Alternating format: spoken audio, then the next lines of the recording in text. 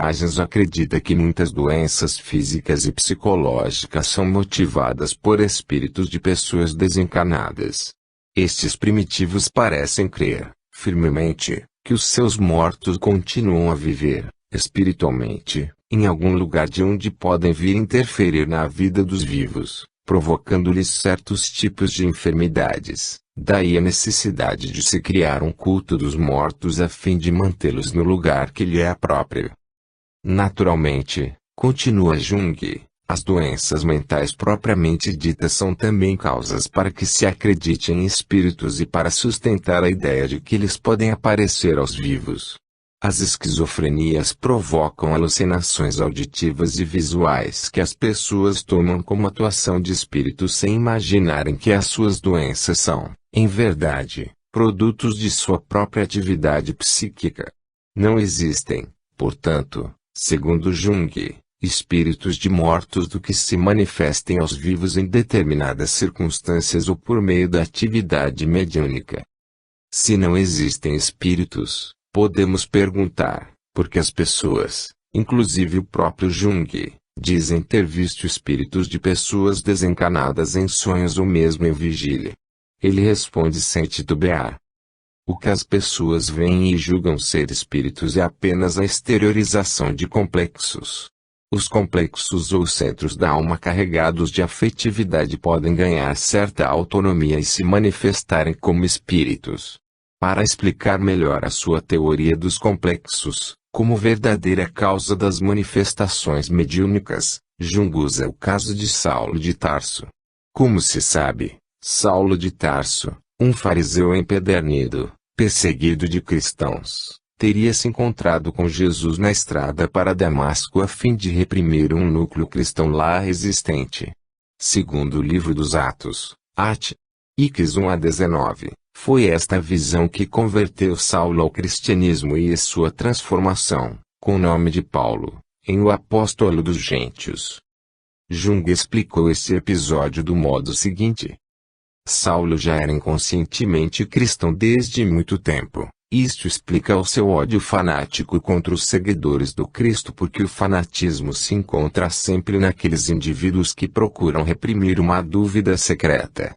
A aparição do Cristo na estrada de Damasco assinala apenas o momento em que o complexo inconsciente de Cristo associa-se ao eu do Saulo. O fato de o Cristo ter aparecido, então, de modo quase objetivo como uma visão se explica pela circunstância de que o cristianismo de Saulo era um complexo inconsciente. Por isso é que esse complexo lhe aparecia na forma de uma projeção como se não pertencesse a ele próprio. Ele não podia ver a si mesmo como cristão. Por isso, ficou cego como uma consequência de sua resistência a Cristo e só poderia ser curado de novo por um cristão. Sabe-se, por experiência, que a cegueira psicógena em uma questão é sempre uma recusa, inconsciente, de ver.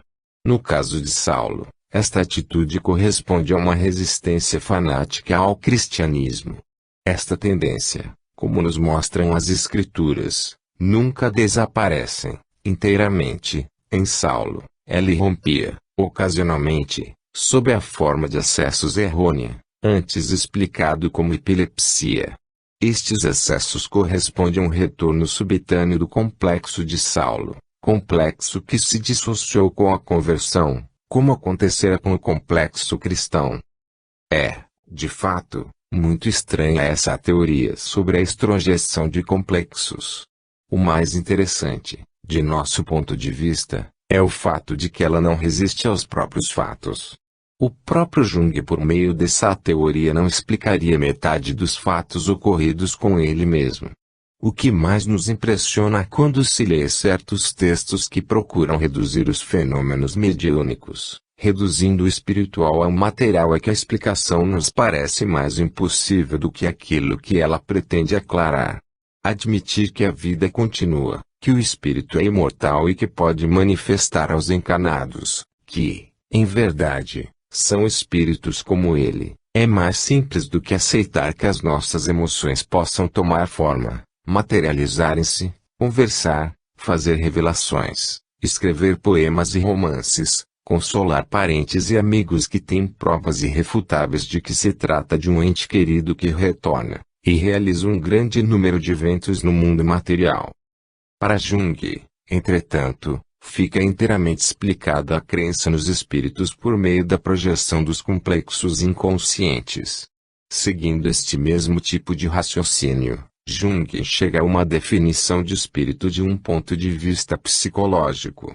Assim, para ele, os espíritos nada mais são do que complexos inconscientes e autônomos que aparecem na forma de projeção porque, em geral, não possuem a menor relação com eu ou consciência. A bem da verdade, é bom que se lembre que Jung tem o cuidado de deixar claro que não descarta a existência dos espíritos. Ele continua acendendo uma vela para Deus e outra para o diabo. O que ele quer dizer é que não conhece um único modo de provar de maneira cabal e insofismável a existência real dos espíritos. Assim, enquanto esta prova não se faz, deve-se, insiste Jung, ficar com a explicação psicológica e, nesse caso, a dele, a dos complexos extrojetados, que é melhor do que outras do mesmo tipo. Seria interessante, é nosso ponto de vista, concluir este capítulo com um texto de Jung sobre a sua crença nos espíritos. Quanto aos fenômenos parapsicológicos, parece-me que, via de regra, encontram-se ligados à presença de um médium.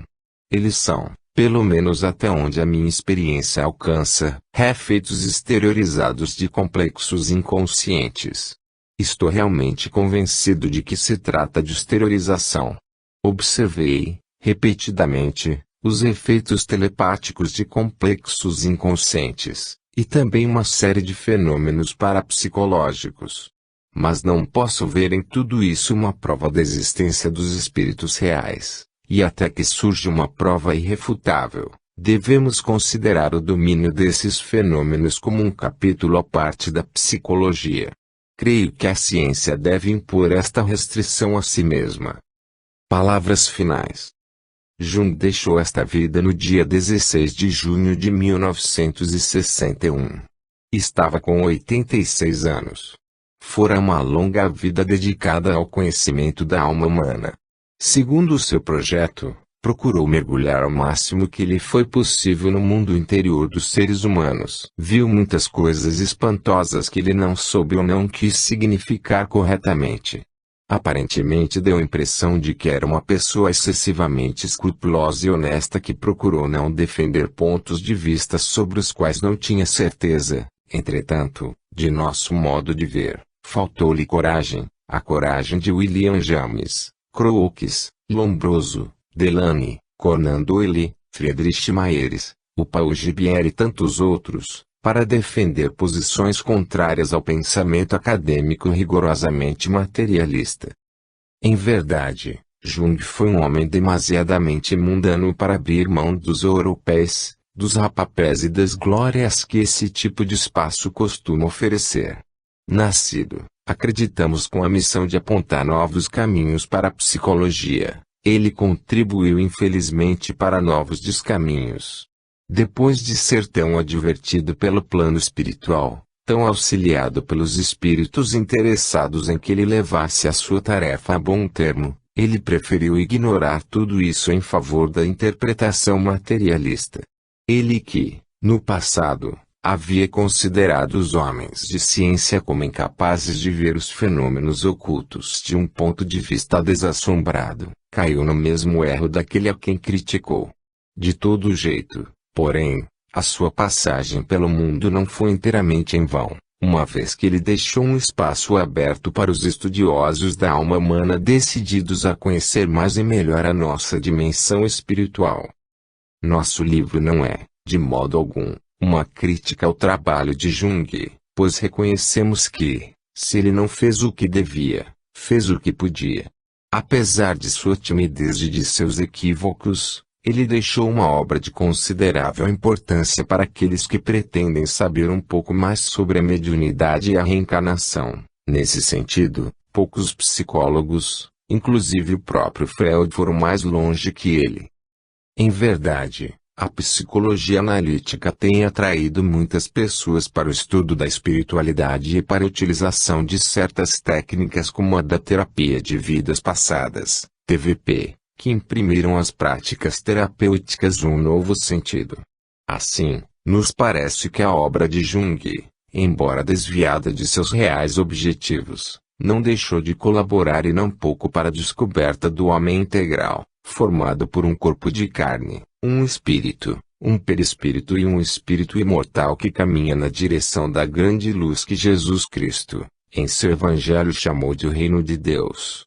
Por isso, não podemos deixar de ser gratos a esse espírito que na Terra recebeu o nome de Carl Gustav Jung.